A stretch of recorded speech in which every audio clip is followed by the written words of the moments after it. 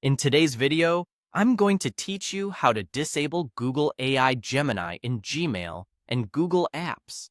This step-by-step tutorial is designed to guide you through the process smoothly, ensuring that you have all the tips and context necessary to carry out these steps effectively.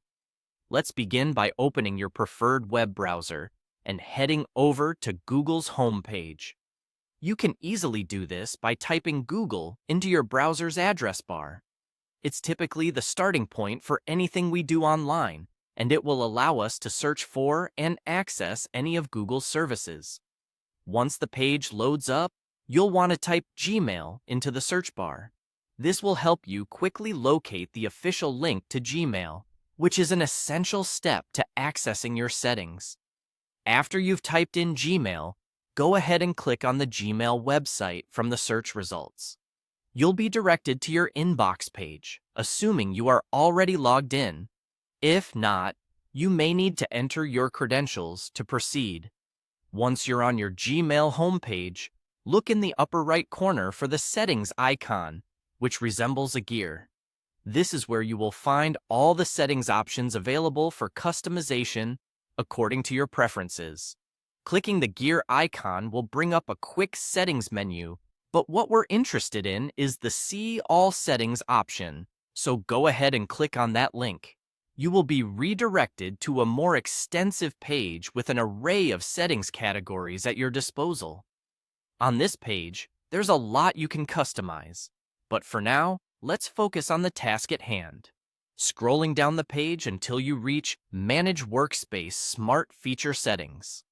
This section allows you to manage how different smart features work with your apps.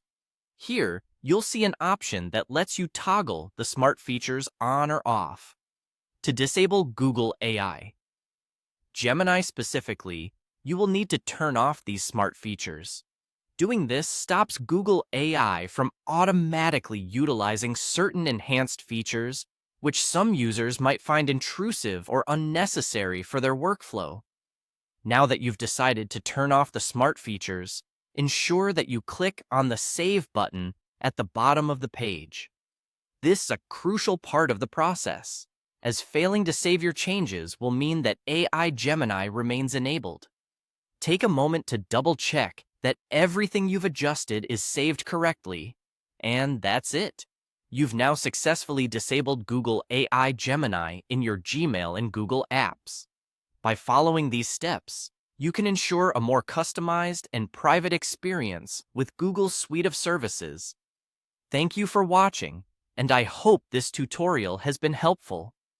If you have any questions or need further assistance, feel free to leave a comment down below.